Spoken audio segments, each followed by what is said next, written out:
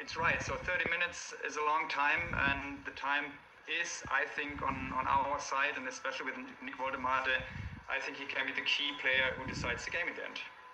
I'm only saying this partly tongue-in-cheek, Ralph Honigstein. Is this Nagelmann's tactic, lump it in the box and get ahead on it?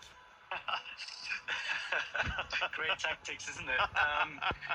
But no, what I like in the second half, especially since Kimmich has moved into midfield when Anton came on, is that Germany have a better structure. They're getting into these positions much earlier.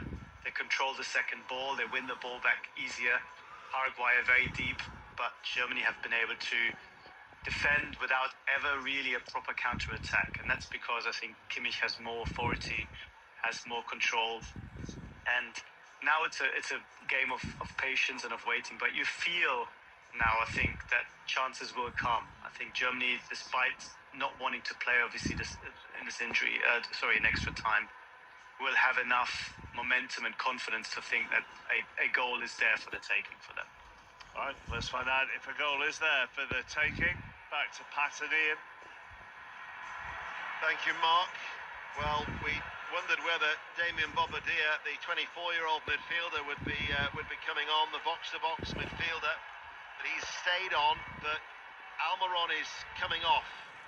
So Miguel Almiron, who's back and playing his football in America at that second spell at Atlanta, has been replaced by Gustavo Velasquez, who's actually a defender, which tells you about the approach for Gustavo Alvaro, bearing in mind that Almiron at times was the natural outlet in the absence of Enciso. Yeah, I thought, well, that's a sensible thing, you'll go to a back five, but I'm looking at the way they're lining up now.